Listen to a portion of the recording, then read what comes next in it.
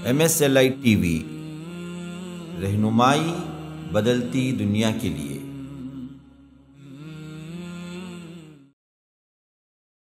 Practical नमूना बतलाने वाले जनाब मुहम्मदुर रसूलुल्लाह सल्लल्लाहु अलैहि वसल्लम है। लक़द मन्नल्लाहु अलल मुअमिनीन इज़ बअथ फ़ीहिम रसूलन मिनहुम, के अल्लाह ने बड़ा एहसान किया तुम पर कि जनाब मुहम्मदुर रसूलुल्लाह सल्लल्लाहु अलैहि वसल्लम को तुम्ही में से पैदा किए हैं, क्योंकि अल्लाह तबारक व तआला ने इसी इस्लाम के जरिए अस्हाब रसूलुल्लाह सल्लल्लाहु अलैहि वसल्लम की ऐसी काया पलट दी कि वो लोग जो बकरियां चराने के भी लायक नहीं थे, वो लोग जिनके पास तमद्दुन नहीं था, सियासत नहीं थी, ऐसे ऐसे कारनामे अंजाम दिए सिर्फ 30 साल के अंदर। फिर इसके बाद ना कोई गुरोह वजूद में आया, ना क़यामत तक आएगा। कैसर और किसरा के तख्ते उलट दिए, जिनको इन बदबख्शियों ने, अल्लाह ताला गारत करे इन बदबख्तों को, जिन्होंने खानदान नबवी से निकाल फेंका। वो है अल्लाह के रसूल सल्लल्लाहु अलैहि वसल्लम की बीबियां। अल्लाह से डरो। अल्लाह ने जब कहीं भी अहले बैत का जिक्र किया, कुरान में 3 जगह अहले बैत का लफ्ज आया है। अहले बैत का लफ्ज बीवी के लिए इस्तेमाल किया। अल्लाह सलाम भेजा है खदीजा पर, अल्लाह सलाम भेजा है आयशा पर, और अल्लाह के रसूल सल्लल्लाहु अलैहि वसल्लम ने फरमाया कि लोगों सुनो, किसी की चादर में मुझ पर वही नहीं आती सिवाय आयशा के। आयशा के साथ मैं एक चादर में रहूं तो भी अल्लाह की वही आती है, इतनी पाकबाज है आयशा। इन्नल हम्दुलिल्लाह नहमदुहु व नस्तईनुहु व नस्तगफिरुहु व नुमिनु बिही व नतवक्कलु अलैहि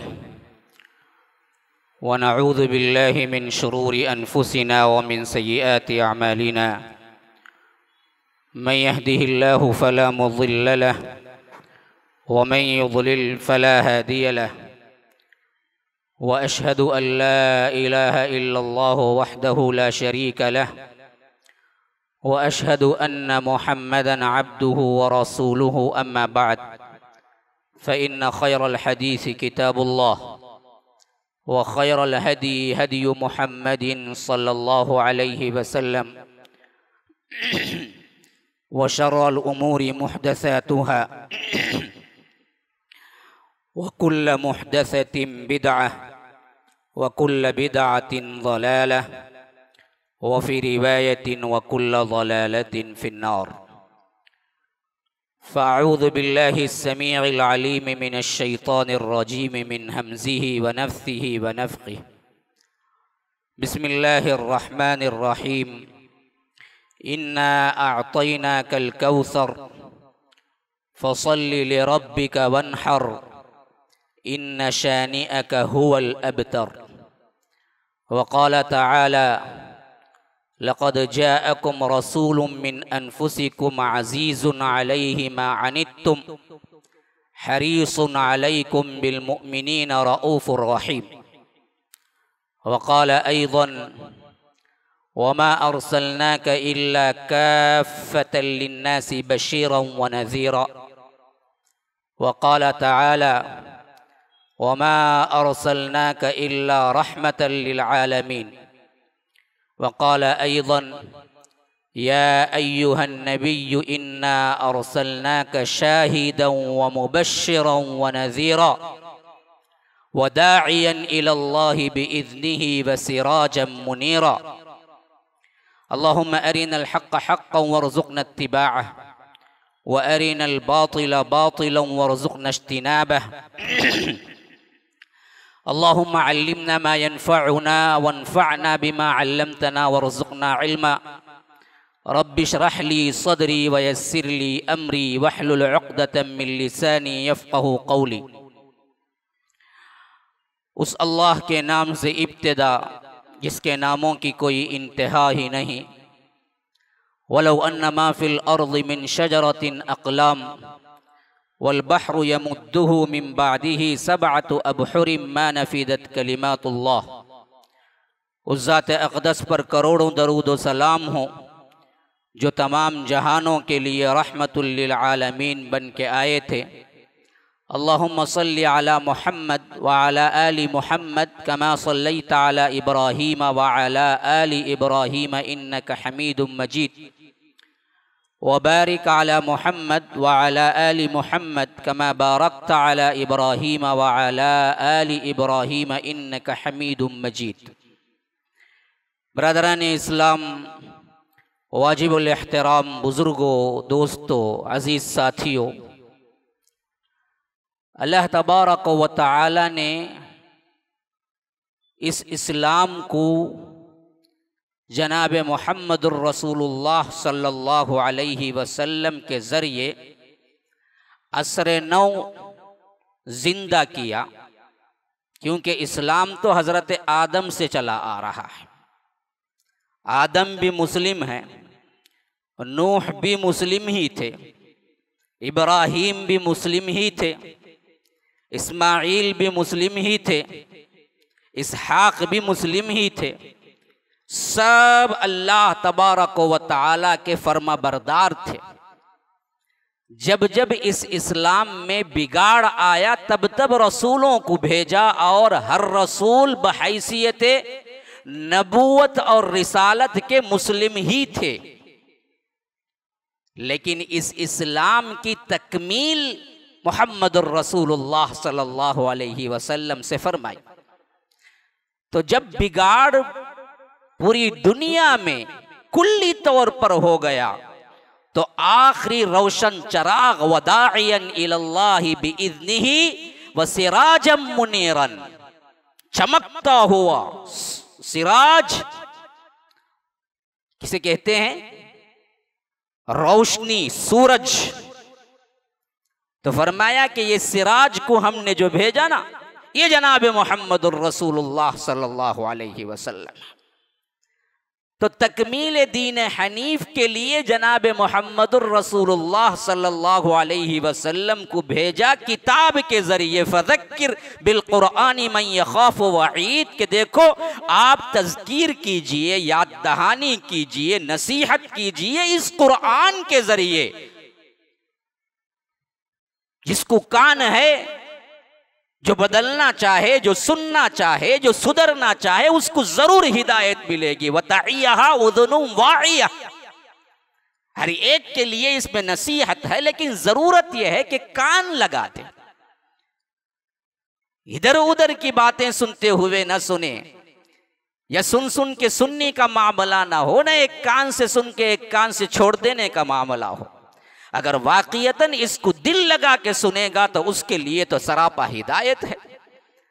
लक़द जाअकुम मिनल्लाहि नूरुन व किताबुम मुबीन, तुम्हारे पास अब नूर आ गया, खुली हुई किताब भी आ गई। यहदी बिहिल्लाहु मन इत्तबअ रिज़वाना, इसी के जरिए अल्लाह तबारक व तआला हिदायत देता है। जो कोई भी इत्तिबा करना चाहता है, अल्लाह की रिज़ा चाहता है, तो ये किताब नूर है, खुली हुई किताब है। और इस किताब को प्रैक्टिकल नमूना बतलाने वाले जनाब मुहम्मदुर रसूलुल्लाह सल्लल्लाहु अलैहि वसल्लम है। लक़द मन्नल्लाहु अलल मुअमिनीन इज़ बअथ फ़ीहिम रसूलन मिनहुम, के अल्लाह ने बड़ा एहसान किया तुम पर कि जनाब मुहम्मदुर रसूलुल्लाह सल्लल्लाहु अलैहि वसल्लम को तुम्ही में से पैदा किया।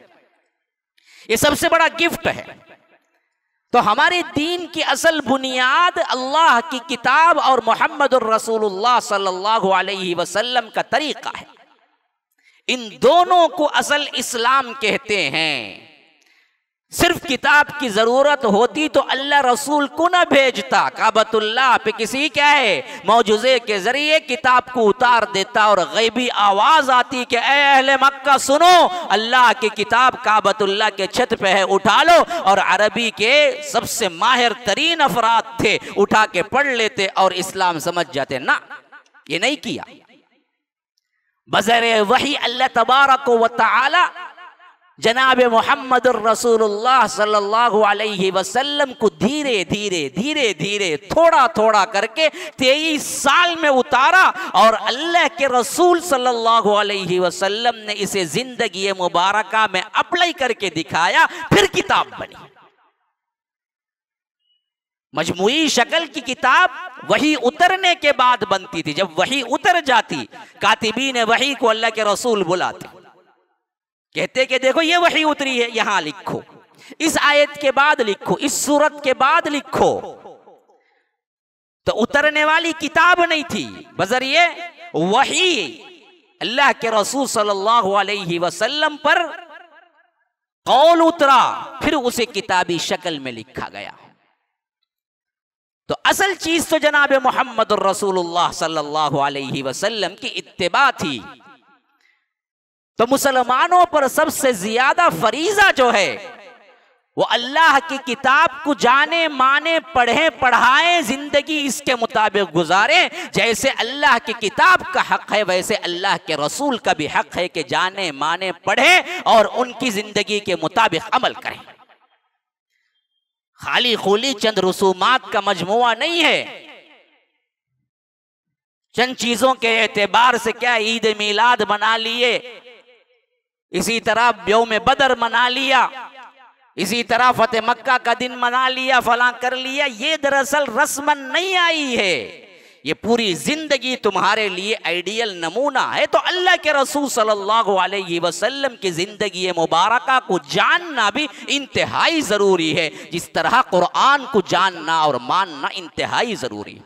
कलिमे के दो ही शिक है मेरे भाइयों, ला इलाहा इल्लल्लाह मुहम्मदुर रसूलुल्लाह। ला इलाहा इल्लल्लाह किताब अल कुरान किताबुल्लाह, यही तो ला इलाहा इल्लल्लाह मुहम्मदुर रसूलुल्लाह सीरत मुहम्मदी है। इसके अलावा कोई और शिक नहीं है। इस कलीमे को दो शिक में है और दो ही असल बुनियाद है, अल्लाह को मानो और उसके रसूल को मानो जैसे मानने का हक है। मानेंगे कब, सीखेंगे कब, पढ़ेंगे कब? जब आपको उससे तारुफ हो, उसकी जानकारी हो, तभी तो चलेगा ना बंदा। ना कुरान पता, ना अल्लाह के रसूल सल्लल्लाहु अलैहि वसल्लम की सीरत पता, तो फिर हमारी जिंदगियां ऐसी ही होंगी जैसे आज हमारी शुत्र बेमहार जिंदगी गुजर रही है और हम पर अल्लाह की फिटकार पड़ रही है। हालात क्या हो चुके हैं देखिए। हाँ, मजहब का खीज मामला हो चुका है इस्लाम के साथ। पूरी दुनिया खुली लेकिन जुमा बैंड, ये सब चीजें क्या हैं? हमारे करतूत हैं और हमको अच्छा लगता है मस्जिद बंद करने में। खुशी है, चलो भाई 3 दिन की छुट्टी, वीकेंड में 2 दिन होते हैं, अब तो वीकेंड 3 दिन का हो चुका है। चलो हफ्ता इतवार जुम्मा सब उठा लो। पूरी दुनिया खुली हुई है, हर जगह खुला हुआ है और हमको क्या है, सिर्फ मस्जिद में कोरोना नजर आता है। और हमारा ईमान इस हद तक गिर चुका है कि हम इस पे तकिया करके बैठे हुए हैं, चलो जी कोई मसला नहीं, जबान न खोलो बल्कि ताईद में खोलो। ये ईमान का तकाजा हो गया है हमारा। किस किस को रोएंगे, बोलने वाले को क्या है? कहा जाता है कि ये दरअसल हटा हुआ है, ये सच नहीं है। जैसा कि हदीस में आया है कि एक जमाना आएगा सच को झूठ समझा जाएगा, झूठ को सच समझा जाएगा, सच बोलने वाला झूठा शुमार होगा और झूठ बोलने वाला सच्चा शुमार होगा। हमारी ईमानी गैरत बिल्कुल मर चुकी है और हमारी हालत यह है कि अगर गवर्नमेंट इससे ज्यादा भी कोई सख्त उसूल लिख दे तो हम उसको भी मान लेंगे कि चलो भाई ये भी तो क्या है, जिंदगी बचाना फर्ज है ना भाई। हाँ, जिंदगी बचाना फर्ज है, फर्ज करते जाओ, नवाफिल छूटते जाएं, कोई मसला नहीं है। अजीब हालत हो चुकी है पूरी दुनिया की। मुसलमानों किस किस को रोएंगे? लेकिन ये तमाम हालात ऐसे ही नहीं आए। यह और बात है कि गवर्नमेंट के उसूलों को हम बहैसियत एक रियाया के, हुकूमत के अंडर में रहते हुए मानना जरूरी है। मैं इसके खिलाफ नहीं हूं, लेकिन एक ईमानी तबीयत होनी चाहिए, एक हलचल होनी चाहिए, एक दिल के अंदर कर्बनाकी होनी चाहिए, एक दिल के अंदर पशेमानी होनी चाहिए, शर्मिंदगी होनी चाहिए। आखिर हमारे इस्लाम के साथ ये क्या खिलवाड़ हो रहा है? किसको दर्द दिल है? जब दिलों के अंदर भी कुछ दर्द महसूस नहीं होता है तो फिर तो अल्लाह से डर जाना चाहिए कि कहीं इस्लाम की रमक दमक तो बाकी नहीं है दिलों के अंदर। ये तमाम हालात ही इसी वास्ते हैं कि हम किताबुल्लाह और सुन्नत रसूलुल्लाह से दूर हो गए। अगर हम वैसे ही अल्लाह और इसके रसूल को मानने वाले होते जैसे अस्हाब रसूलुल्लाह सल्लल्लाहु अलैहि वसल्लम थे, तो फिर दुनिया की हालत ये नहीं होती जो हम देख रहे हैं। क्योंकि अल्लाह तबारक व तआला ने इसी इस्लाम के जरिए अस्हाब रसूलुल्लाह सल्लल्लाहु अलैहि वसल्लम की ऐसी काया पलट दी कि वो लोग जो बकरियां चराने के भी लायक नहीं थे, वो लोग जिनके पास तमद्दुन नहीं था, सियासत नहीं थी, ऐसे ऐसे कारनामे अंजाम दिए सिर्फ 30 साल के अंदर। फिर इसके बाद ना कोई गुरोह वजूद में आया, ना क़यामत तक आएगा। कैसर और किसरा के तख्ते उलट दिए और दुनिया उनके पीछे ऐसे पड़ी कि कदमों में ढेर लग जाता था, लेकिन वो अल्लाह के बंदे लात मार के निकल जाते थे। भाई आने वालों की तो जगह दो, ये कहो कि ऊपर है खुला हुआ, ऊपर खुला हुआ है। जो लोग नीचे क्या है कंजेस्टेड बैठे हुए हैं वो ऊपर चले जाएं, ऊपर भी खुला हुआ है, जगह है वहां पर। और बितरतीब आप क्या है ऐसे बैठ जाएं जैसे सफ में बैठते हैं तो कईयों को जगह आ जाएगी और किसी को भी फलांग के आने की जरूरत नहीं पड़ेगी। अल्लाह के लिए फलांग के आने की क्या है ये गलीज सिफत, ये बिल्कुल क्या है हकीर है। अल्लाह के रसूल नाराज होते थे। ये गर्दनों को फलांगना मजालिस में अच्छा नहीं है, खासकर जुमा की मजलिस में। जहां जगह मिले वहां बैठ जाओ, जगह ना मिले तो ऊपर चले जाओ, कोई मसला नहीं। तो बेहतर यह है कि हम अल्लाह के रसूल सल्लल्लाहु अलैहि वसल्लम की जिस जिंदगी मुबारका को आइडियल नमूना करार दिया उसको पढ़ें, समझें, सीखें और उस पर अमल करें तो हमारे हालात तब्दील हो जाएं। जैसे हालात अरब के उस दौर में बद्दू लोगों के तब्दील हो गए ना जी। हाँ, वो लोग जो किसी यूनिवर्सिटी में नहीं पढ़े थे लेकिन ऐसी खिलाफत की कि आज तक उनकी खिलाफत को सिर्फ मुस्लिम ही नहीं है गैर मुस्लिम भी महसूस कर रहे हैं कि आज दुनिया की नजात अगर किसी में है तो वो अबू बकर और उमर जैसी खिलाफत में है। हाँ, ये बात होनी चाहिए। अल्लाह के रसूल सल्लल्लाहु अलैहि वसल्लम, आप हैरान रह जाएंगे, उनकी सीरत मुबारका लिखने वालों में सिर्फ और सिर्फ मुसलमान नहीं है बल्कि हर मजहब के मानने वालों ने अल्लाह के रसूल पर कलम उठाया और लिखा सल्लल्लाहु अलैहि वसल्लम। बल्कि बाजों ने तो बरकत के लिए लिखा और बाजों ने तो इत्तेखाद में लिखा और साफ लिखा कि हम इनकी शख्सियत पर इस वास्ते लिखा कि ये सबसे बेहतरीन इंसान थे, ये ऐसे इंसान थे जिनकी जिंदगी में उनकी बायोग्राफी लिखना मेरे लिए सआदत है। ये मुस्लिम नहीं है, गैर मुस्लिम ने लिखा, हजारों ने लिखा। अभी मैं एक किताब पढ़ रहा था, हमने क्यों इस्लाम का इंतखाब किया। तकरीबन क्या है 500 से ज्यादा अफराद अपनी आप बीती लिखे हैं, अपनी जिंदगी लिखे हैं। हमने खुद अज खुद क्यों इस्लाम कबूल किया और उनमें मैं पढ़ने वालों में नोट किया कि सबसे ज्यादा अफराद यही लिखे हैं कि हमने जब सीरतुन नबी का मुताला किया तो आखिर मानना पड़ा कि ऐसा नबी किसी और मजहब में नहीं है, न ईसाईयत में है, न यहूदियत में है, न बुद्ध मत में है, न हिंदू मत में है। आखिरकार हम अपने मजहबों को छोड़ना पड़ा सिर्फ और सिर्फ सीरतुन नबी पढ़ने से। हैफ है हम मुसलमानों पर, हम कितना पढ़े, हम कितना पढ़े हैं। उन्होंने किताबें छान डाली और किताबें पढ़ के उसमें से तज्जिया करके हिदायत पर आए कि फला वक्त में मोहम्मद रसूलुल्लाह ने जो फैसला किया ये फैसला मुझे बहुत पसंद आया, इस वास्ते मैं इस्लाम कबूल करता हूं। हाँ, बड़े बड़े लोगों ने, गैर मुस्लिम हजरात ने सबसे ज्यादा सीरतुन नबी का मुताला किया है और इसमें लिखने वालों ने, बहुत से गैर मुस्लिम ने इस हद तक लिखा कि गोया कि उन्होंने अपने एतबार से एक हक अदा कर दिया। दी 100 की किताब मशहूर तरीन है माइकल हार्ट की, जिसने तारीख के सबसे पावरफुल इंसान 100 अफराद की किताब लिखी तो उसमें सबसे पहला नंबर मोहम्मद रसूलुल्लाह सल्लल्लाहु अलैहि वसल्लम को दिया था ईसाई, और हजरत ईसा को तीसरा नंबर दिया। पूछने पर बताया कि ये एक वाहिद इंसान है, ये वाहिद शख्सियत है जिन्होंने दीन और दुनिया के हर मामले में बिल्कुल मुमताज नजर आते हैं। इस तरह कामिल शख्सियत किसी और की नहीं थी। मैंने हजारों लोगों की जिंदगियां पढ़ डाली, आखिर में फैसला यही किया कि अव्वल नंबर पे जनाब मोहम्मद रसूलुल्लाह सल्लल्लाहु अलैहि वसल्लम को रखा जाए। हमने कितना पढ़ा, हम क्यों नहीं तिलावत करते, हम क्यों नहीं मुताला करते सीरत का, हम क्यों नहीं जानते अल्लाह के रसूल सल्लल्लाहु अलैहि वसल्लम को। उनकी जिंदगी को, उनके खानदान को। तारुफ वहीं से शुरू होता है ना जी। आपका खानदान कबीला क्या है, आप कहां से हैं, आपके भाई बहन कौन है, माँ बाप कौन है, बताइए। हमारे पास कितनी वाकिफियत है अल्लाह के रसूल सल्लल्लाहु अलैहि वसल्लम के खानदान की। अल्लाह के रसूल सल्लल्लाहु अलैहि वसल्लम के कितने बेटे हैं, कितनी बेटियां हैं, कितनी बीवियां हैं।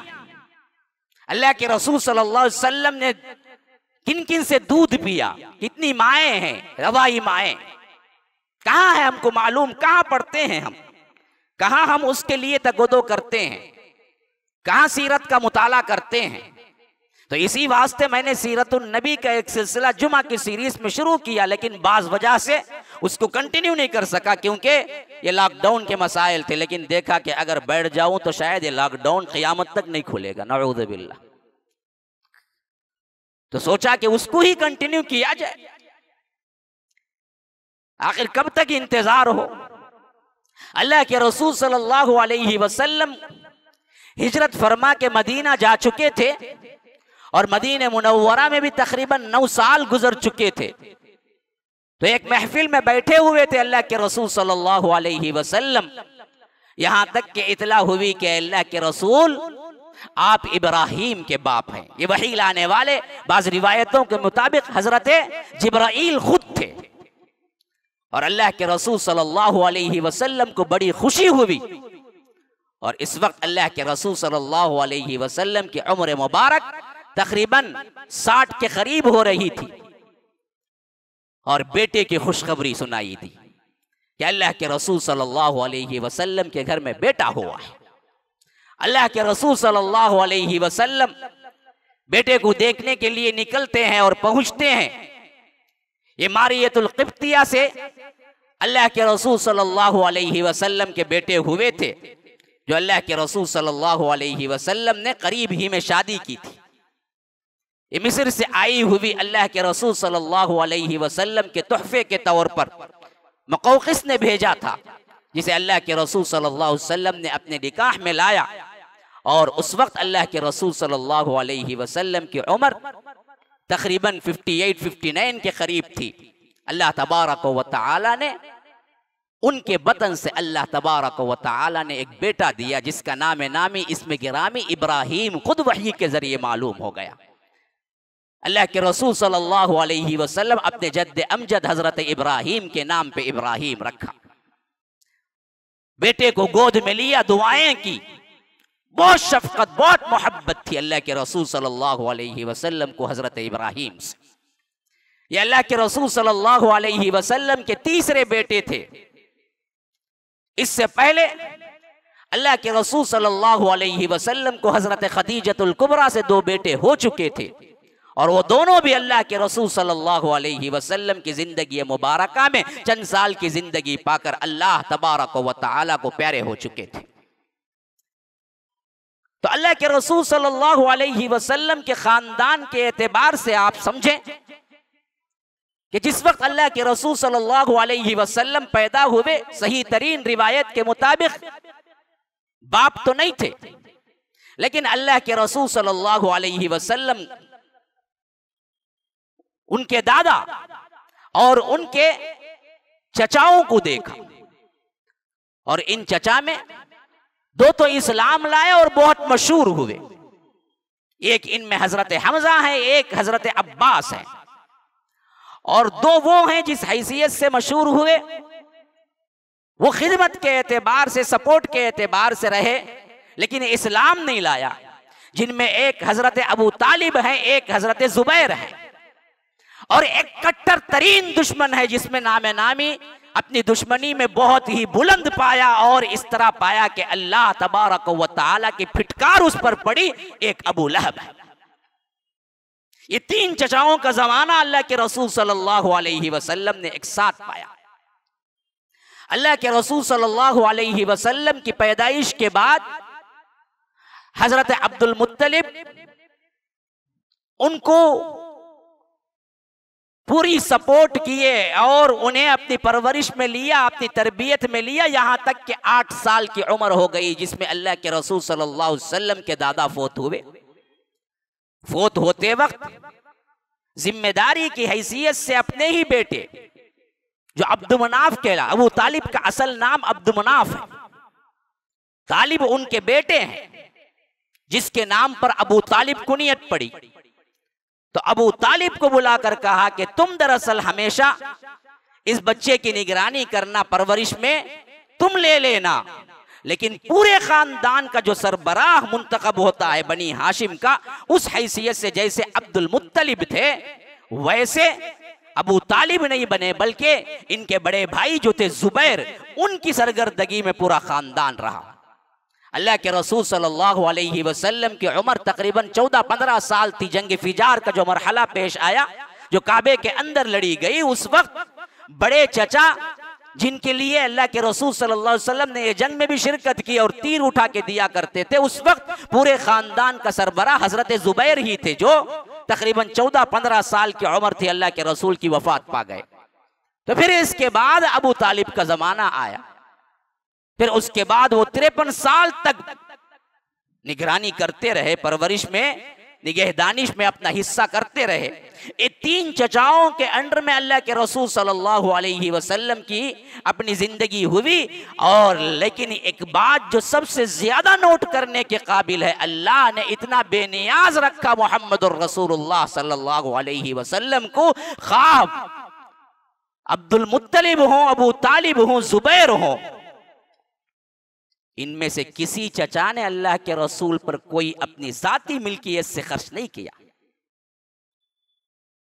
क्योंकि अब्दुल्लाह जो अल्लाह के रसूल सल्लल्लाहु अलैहि वसल्लम के अब्बा थे, उन्होंने मीरास छोड़ के गए थे। उनका तरका अपना था, उनका अपना घर था, लौंडी थी, जायदाद थी, सामान था।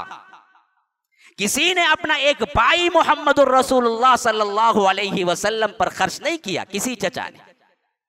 अल्लाह के रसूल सल्लल्लाहु अलैहि वसल्लम के बाप ने जो तरका छोड़ा था, उसी तरके से परवरिश हुई। अल्लाह ने बेनियाज रखा, किसी चचा ने कुछ नहीं दिया, हाँ निगहदानिश की, लेकिन पैसा जो उनका अपना था अब्दुल्लाह ने जो छोड़ के गए थे, जो अल्लाह के रसूल के वालिद हैं। इसी वास्ते हम देखते हैं कि पैसे के एतबार से उल्टा अल्लाह के रसूल सल्लल्लाहु अलैहि वसल्लम ने जिनकी तरबियत में रहे, उनके बच्चों को लेकर खुद पाला, जिनमें से एक हजरत अली इब्न अबू तालिब है। ये अबू तालिब के बेटे हैं, लेकिन अबू तालिब कसीरुल अयाल थे, ज्यादा औलाद थी, तंगदस्ती थी। तो जैसे ही शुऊर पाया, उन्होंने खुद अल्लाह के रसूल सल्लल्लाहु अलैहि वसल्लम ने आगे बढ़कर अपने चचा को लेकर, जो हजरत अब्बास थे, उन दोनों को लेकर अबू तालिब के पास पहुंचे और कहा कि आप कसीरुल अयाल हैं और आपके लिए तंगदस्ती भी है, आप ऐसा करें कि आप अपने बच्चों में से किसी एक को मुझे दे दें, किसी एक को अब्बास को दे दें, ताकि हम अपने लिहाज से परवरिश करें, अपना खर्चा उठाएं। तो अबू तालिब इसको मान गए थे। इसी वास्ते आपने देखा होगा सीरत के अंदर हजरत अली इब्न अबी तालिब को परवरिश के एतबार से अल्लाह के रसूल सल्लल्लाहु अलैहि वसल्लम ने किया, उनके घर में पले बड़े। और हजरत अब्बास ने हजरत अली के बड़े भाई जाफर, जिनको जाफर तैयार कहते हैं, उनको गोद लिया, तो वो वहां पले, ये यहां पले। तो बावजूद यतीम होने के बावजूद, चचाओं की सरपरस्ती में रहने के, अल्लाह ने उनको इतना गनी रखा हमेशा से कि किसी माली सपोर्ट की कभी जरूरत नहीं पड़ी मुहम्मदुर रसूलुल्लाह सल्लल्लाहु अलैहि वसल्लम को। जो भी मिला वो तरके में पैसा था, उसी से क्या है अल्लाह के रसूल सल्लल्लाहु अलैहि वसल्लम का खर्चा हुआ। और जब कमाने की उम्र को पहुंचे तो खुद अल्लाह के रसूल सल्लल्लाहु अलैहि वसल्लम मक्के के अंदर बकरियां चराई चंद क़ीरात के एवज। बुखारी की रिवायत के मुताबिक वो पैसे का कुछ हिस्सा था जिसे क़ीरात कहते थे, उसके एवज अल्लाह के रसूल ने काम किया। तो इस हैसियत से भी अल्लाह के रसूल सल्लल्लाहु अलैहि वसल्लम नौजवानी में भी माशी एतबार से किसी के लिए किसी की जरूरत के मुहताज नहीं रहे, बल्कि खुद भी काम किया। आज के नौजवानों को यह सबक होना चाहिए कि जॉब करना या काम करना या मेहनत करना या माआश को ढूंढना कोई गलत चीज नहीं है, हलाल चीज है, बल्कि उसी में अपने आप को सबसे ज्यादा मुस्तहकम करने की कोशिश करो, किसी पे तकिया करके ना बैठ जाओ, खा वो तुम्हारे अपने रिश्तेदारी क्यों ना हो। मेहनत करो, मेहनत करो, अपने पांव पे खड़े होने की कोशिश करो। ये तुम्हारे अंदर बुलंद हिम्मती पैदा करेगा, ये तुम्हारे अंदर कुछ बनने की सलाहियत पैदा करेगा और तुम्हारे मुआशरे और तुम्हारे रिश्तेदारों के अंदर तुम्हारी हैसियत को वाज़े करेगा। इस्लाम पर चलने और इस्लाम की दावत और तबलीग देने के लिए ये इस्तेहकाम बहुत ज़रूरी है, जो आज के नौजवान इस्लाम के नाम पे भूल जा रहे हैं।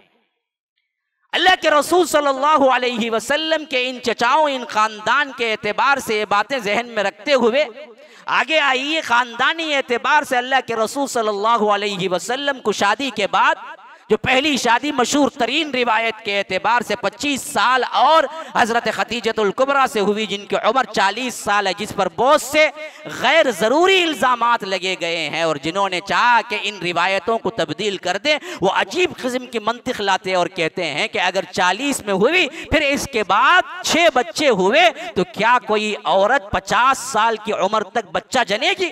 तो इस वास्ते हजरत खदीजा की उम्र को कम करके पेश करें। कोई कहता है कि 30 साल में हुई, कोई कहता है कि 25 साल में हो गई, कोई कहता है कि अगर बहुत ज्यादा अगर हम ले भी लें तो हम 35 साल की रिवायत को मान सकते हैं, 40 साल तो हरगिज नहीं होगा, क्योंकि अगर 40 साल में हुआ फिर इसके बाद वक्फे वक्फे से बच्चे हुए हों तो तकरीबन 15 या 12 साल तो लग जाते हैं, तो 55 या 50 की उम्र में कोई बच्चा जनती है। याद रखिए, ये बिल्कुल गलत बात है। सही तरीन रिवायतें इसी बात की शाहिद हैं कि 40 साल ही में हुई। अरब की औरतों को अल्लाह तबारक व तआला ने यह कुव्वत दिया था और सबसे पहला बच्चा मर्द बच्चा पैदा हुआ जिसका नाम कासिम था, जिसके नाम पर अल्लाह के रसूल ने अपनी कुनियत रखी अबुल कासिम, जो चंद दिनों के अंदर या चंद सालों के अंदर अल्लाह तबारक व तआला को प्यारे हो गए, वफात हो गई। फिर इसके बाद हजरत ज़ैनब पैदा हुई, सबसे बड़ी बेटी। फिर इसके बाद अब्दुल्ला जिनका लक़ब ताहिर था। फिर इसके बाद रुक़ैया, फिर इसके बाद उम्मे कुलसूम, फिर इसके बाद फातिमा। बाज़ रिवायतों में है कि फिर इसके बाद रुक़ैया, फिर इसके बाद फातिमा, फिर इसके बाद उम्मे कुलसूम। लेकिन सही तर रिवायतें हजरत फातिमा ही आखिरी बेटी थी बेटियों में। इनकी विलादत के बाद अल्लाह के रसूल सल्लल्लाहु अलैहि वसल्लम ने वो तमाम मराहिल पार किए जो दावती मरहलों के अंदर हमें नजर आता है, और इन बेटियों का किरदार भी हमें नजर आता है कि सबसे ज्यादा जिन्होंने तकलीफें उठाई और जिनको अल्लाह के रसूल ने फरमाया ये मेरी वो बेटी है जिसको दीन के इवज सताया गया, वो हजरत ज़ैनब है। हाँ, हजरत फातिमा का अपना बड़ा हिस्सा है, लेकिन इस मामले में हमारे साथ कुछ बेइंसाफी हुई कि हमने सिर्फ हजरत फातिमा के नाम को याद रखा, वरना तो हदीस के अल्फाज हैं कि हजरत ज़ैनब मेरी वो बेटी हैं जो इस्लाम के खातिर बावजूद ये कि वो अल्लाह के रसूल की बेटी हैं लेकिन बड़ी बड़ी मुसीबतें उठाई। उनमें से एक मर्तबा सवारी से गिर पड़ी, एक मर्तबा हमल जाता रहा उनका। इतनी बड़ी बड़ी मुसीबतें हजरत ज़ैनब के हिस्से में आई, जो अल्लाह के रसूल सल्लल्लाहु अलैहि वसल्लम की सबसे बड़ी बेटी हैं। अल्लाह के रसूल सल्लल्लाहु अलैहि वसल्लम के अपने बेटे और बेटियों के अलावा सबसे अहम तरीन खानदान का हिस्सा कौन है पता है? जिनको इन बदबख्शियों ने, अल्लाह ताला गारत करे इन बदबख्तों को, जिन्होंने खानदान नबवी से निकाल फेंका, वो है अल्लाह के रसूल सल्लल्लाहु अलैहि वसल्लम की बीबियां। इन बदबख्तों ने सबको निकाल फेंका और कहा कि अहले बैत कौन है? फातिमा, हसन, हुसैन। बदबख्तों, अल्लाह से डरो। अल्लाह ने जब कहीं भी अहले बैत का जिक्र किया, कुरान में 3 जगह अहले बैत का लफ्ज आया है। अहले बैत का लफ्ज बीवी के लिए इस्तेमाल किया। हाँ, सूरह ताहा में हजरत मूसा के लिए जब जिंदगी मुबारका का इब्तिदाई हिस्सा अल्लाह बयान करता है, जब वो निकले आग को देखा तो अपने बीवी को वहां रुकाया तो लफ्ज आया इज़ क़ाल ली अहलिहिम कुसू। अपने अहल से कहा। कौन थे उस वक्त अहल? अहले बैत कौन थे? कोई नहीं सिवाय बीवी के, हजरत मूसा के। अपनी बीवी से कहा कि यहां रुको, मैं आग देखाऊं। तो कुरान में 3 जगह अहले बैत आया है, तीनों जगह इशारा अहले बैत से बीवी मुराद है। हाँ, वज़कुरना मा युतला अलैकुम, सूरह अहज़ाब के अंदर अल्लाह तबारक व तआला ने फरमाया अहलल बैत, वहां पर भी बीबियां मुराद है, लेकिन इन शियों ने सुन्नियों के जहनों को भी इतना मुतासिर किया, इतना मुतासिर किया। आज हमारे जहन में भी अहले बैत का लफ्ज आता है तो सिर्फ बेटी और बच्चे आते हैं, हजरत फातिमा, हसन, हुसैन। इसके अलावा किसी का हमें मालूम भी, बाद शियों ने इसमें और जराअत करके कह दिया कि अल्लाह के रसूल की कोई बेटी ही नहीं है सिवाय फातिमा की। तारीख को सबको मस कर दिया। हालांकि अगर बेटियों की औलाद भी अहले बैत है तुम्हारे नजर में, तो हजरत ज़ैनब की भी एक बेटी थी उमामा, जिनके बारे में हदीस में आता है कि गोद में उठा के नमाज पढ़ाई अल्लाह के रसूल ने। गोद में, इतना प्यार इतना करते थे कि गोद में उठा के नमाज पढ़ाई हजरत उमामा को। हाँ, जब सजदे में जाते थे तो रख देते थे, फिर क़ियाम में उठते थे तो अपने गोद में उठा लेते थे। इतना प्यार था। हजरत ज़ैनब की बेटी थी। हाँ, लेकिन उनका भी जिक्र नहीं है। याद रखिए, अहलुल बैत का सबसे अहम तरीन इतलाक बीबियों पे होता है, और अल्लाह के रसूल सल्लल्लाहु अलैहि वसल्लम के खानदान में तमाम बीबियों को फरमाया गया कि उम्महातुल मोमिनीन है, ये तुम्हारी माएँ हैं, उनको अजमत दो। और इनमें भी फरमाया कि 4 औरतें वो हैं, मर्दों में बहुत से मुकम्मल तरीन कामिल मर्द हुए, लेकिन औरतों में 4 कामिल औरतें हुई। इनमें एक हजरत खदीजा, एक हजरत फातिमा, एक हजरत आसिया,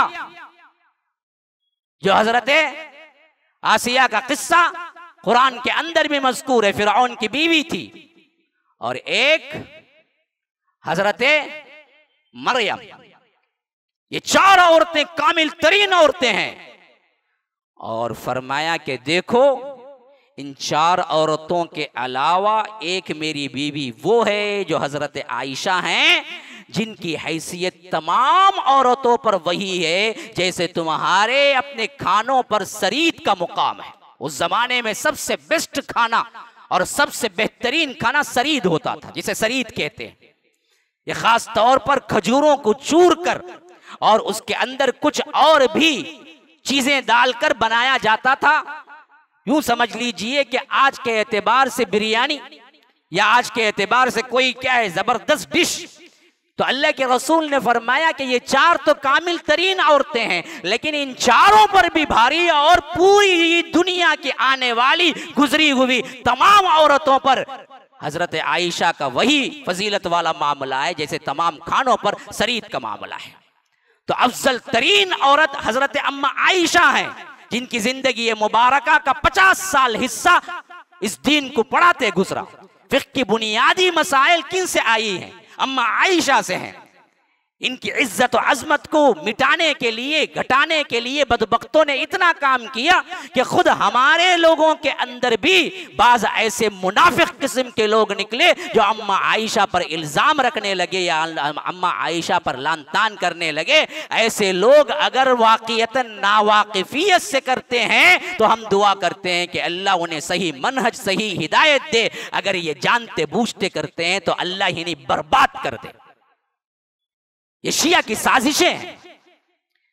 नबी का खानदान का मतलब यह है कि नबी की औरतें उम्महातुल मोमिनीन सबसे अहम तरीन मुकाम पाती हैं।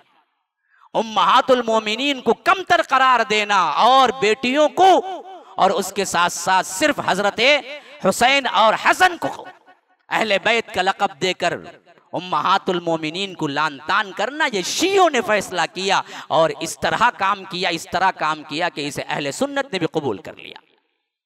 खानदान नबवी के एतबार से हमारे जहन में सबसे पहला हिस्सा आना चाहिए अज़वाज मुतहरात का, क्योंकि अल्लाह तबारक व तआला ने इनको बाकायदा तौर पर अपने नबी के लिए मुंतखब किया और नबी ने इनकी जिंदगी मुबारका पर मुकम्मल तौर पर अपना कर ये बात क़यामत तक के लिए साबित कर दी कि ये वो बीबियां हैं जो दुनिया में मेरे साथ रही, आखिरत में भी मेरे ही साथ रहेंगी। ये दुनिया व आखिरत की बीबियां हैं और कि इनकी अजमत के लिए इससे बढ़ के क्या चाहिए? अल्लाह ने सलाम भेजा।